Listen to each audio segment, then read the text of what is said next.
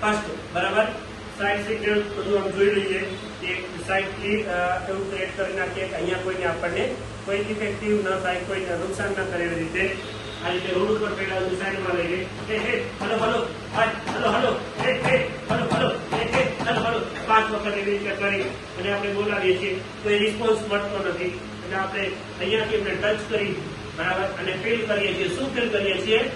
ABC એરવે breathing અને circulation. આપણું નાક છે બરાબર, આપણો મોં છે એમના નાકની ઉપર, આપણું નજર છે એમના પેટની ઉપર, આપણે જોઈએ છીએ અહીંયા મને એબીસી મળતા નથી, એરવે બ્રીથિંગ સર્ક્યુલેશન મળતું નથી. વ્યક્તિ બેભાન છે પ્લસ શ્વાસ પણ બંધ છે. તાત્કાલિક હું નક્કી કરું છું કે હવે મારે એને CPR આપવું જોઈએ. CPRના ઇફેક્ટિવ CPRના 7 પોઈન્ટમાં સૌથી પહેલા ફ્લેટ જગ્યામાં સુવડાવવો જોઈએ. બીજું હાર્ટના લોકેશન ઉપર હાથ રાખવો જોઈએ. બધા પોતાના હાથ આ રીતે લોક કરો, આ રીતે હાથ લોક કરો બધા બધા બરાબર અને સીધા રાખવા જોઈએ. કોણીએથી હાથ સીધા રહેવા જોઈએ. આ રીતે આમ રાખ્યા પછી બરાબર તમે આ રીતે આમ ઊભા થશો બરાબર, ઘૂંટણો ઉપર બધા નીચે આવી જાઓ, બધા નીચેથી અને આ રીતે બધા સીધા ઘૂંટણ ઉપર કેવી રીતે બેસો છો જે રીતે બેસવાનું છે બધાએ બરાબર. આ રીતે બેસી અને હાથ નીચે તળિયે ડાળો, ઘૂંટણ ઉપર ઊભું રહેવાનું છે. હવે અહીંયાથી આપણે આ રીતે કરીએ છીએ ત્યારે બરાબર બધા આ રીતે આમ દબાવીએ છીએ ત્યારે અહીંયાથી હાથ આપણો ઉપડવો ન જોઈએ અને સીધો અહીંયાથી 30 કમ્પ્રેશન એટલે 30 વખત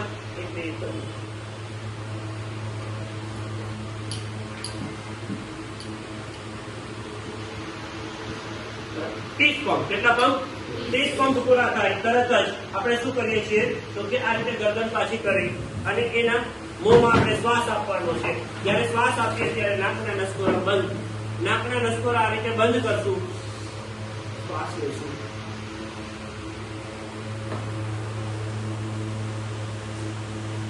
કેટલા શ્વાસ? 2 શ્વાસ બરાબર. 30 પંપ અને 2 શ્વાસ. જ્યારે આપણે પંપ આપીએ બરાબર ત્યારે આપણે શું જોવાનું છે? 1/3 પાર્ટ પ્રેશર થવો જોઈએ બરાબર. એ 1/3 પાર્ટ ઉપર દર વખતે ધ્યાન રાખવું બરાબર. DRSR એટલે ડોક્ટર SR ઉપર આપણે ધ્યાન રાખવું અને ડીપ છે એના ઉપર ધ્યાન રાખવું. પછી R એટલે રિકોલ મળવો જોઈએ કે આપણે દબાવ્યું તો પાછું ઉપાડવું જોઈએ એ ધ્યાન રાખવાનું છે. S ફોર સ્પીડ જોવાની છે કે આપણી સ્પીડ દર વખતે 100 થી 120 ની સ્પીડમાં બરાબર કે એટલા આપણે આપી શકીએ. 1 મિનિટની અંદર 100 થી 120 સુધી આપી શકીએ જેટલી આપણી સ્પીડ હોવી જોઈએ.